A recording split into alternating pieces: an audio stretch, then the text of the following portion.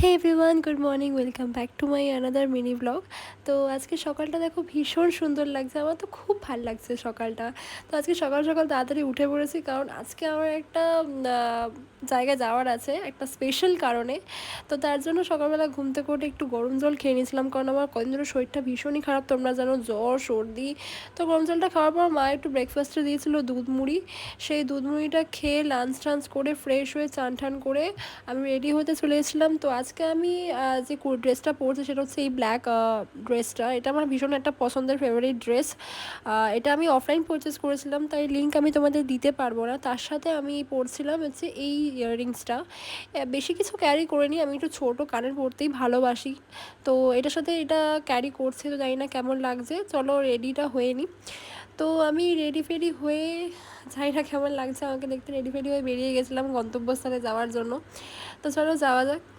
তো দেখো আমি চলে এসেছিলাম আমাদের একটা জেঠিমার বাড়ি, আর এখানে রয়েছে আমার মোস্ট ফেভারিট, আমার সুইট হার্ট একটা, আর শুভঙ্করও রয়েছে এখানে। আমরা জেঠিমার বাড়িতে এসে গল্প টল্প করছিলাম, এরকম করতে করতে সময়ও কেটে গেল, আর কখন যে সন্ধ্যা হয়ে গেলো বুঝতে পারিনি। সন্ধ্যাবেলা চা এসে গেছে, চায়ের সাথে ছিল চিড়ে ভাজা।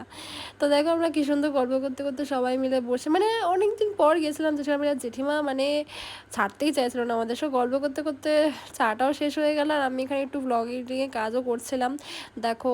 আর সেই সময় তো বুঝতেই পারছো আরেকজন অপোজিট সাইড থেকে ভিডিও করে নিয়েছে।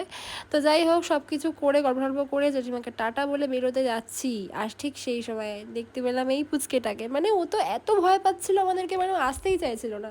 ওকে অনেকবার ডাকলাম, ও আসতেই চাইছিল না, ও শুধু দূর থেকেই দেখে যাচ্ছে আমাদেরকে। তো আমরাও বেরিয়ে পড়লাম বাড়ি যাওয়ার জন্য, আর তখন দেখলাম জেঠিমা টাটা করছে, আমরা বেরিয়ে পড়েছিলাম। আর যেতে না যেতে জেঠিমাদের সামনে একটা মন্দির আছে, মানে দেখো শুধু তারা মাটাকে, মানে এত সুন্দর দেখতে মাটাকে, প্রচণ্ড সুন্দর দেখতে, আমার খুব ভালো লেগেছে, এত সুন্দর সাজ। তো যাই হোক, আমরা টোটো ধরে নিলাম, ওখানে টোটো ধরে যাচ্ছে আমাদের নেক্সট লোকেশানে। আমাদের নেক্সট লোকেশান ছিল হচ্ছে লেক মল, যেটা আমাদের একটা ফ্যামিলি মল বলতে পারো। আমাদের কিছু হলে আমি লেক মল চলে যাই। আর দেখো ওপর থেকে জাস্ট ভিউটা, মানে এত ভিড় হয়েছিল, সানডেতে প্রচণ্ড ভিড় হয়েছিল।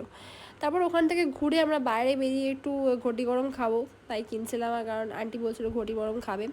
তো ঘটি গরম টরম কিনলাম, ভালো করে বেশ সুন্দর করে মাখিয়ে খেতে খেতে চলে এলাম তান্দুর হাউস, কারণ ওই দিন ছিল হচ্ছে আন্টির বার্থডে।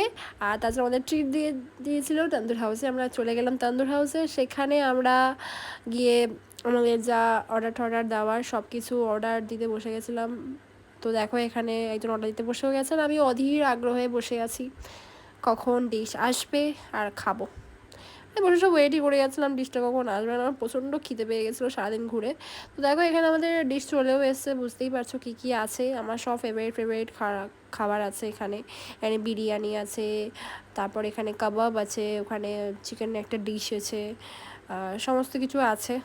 আরও একটা ডিশ আমি অর্ডার দিয়েছি, আর একে দেখো এখানে, মানে ভীষণ সুন্দর লাগছে সবাইকে। যাই হোক, তো এখানে এই একটা ডিশ আমরা এক্সট্রা করে অর্ডার দিয়েছিলো, এটা একটা কী একটা নাম ছিল, যাই হোক এটাও ভীষণ সুন্দর খেতে ছিল। এটা নতুন একটা ডিশ আমরা ট্রাই করেছিলাম সেদিনে, ভীষণ সুন্দর খেতে লাগছিলো। তো খাওয়া দাওয়া হয়ে যাওয়ার পর আমাদের বিল টিল মেটানো হওয়ার পর এখানে চলছিল ফটো সেশন।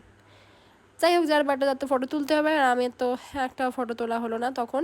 যাই হোক, পরে আমরা অনেক ফটো তুলেছিলাম। আমি এখানে আমার পার্সেলটাকে নিয়ে বাড়ির দিকে রওনা হলাম, আর চলো বাড়ি ফিরেও গেছি। তো আজকের মতো এখানেই tata, bye bye, see you.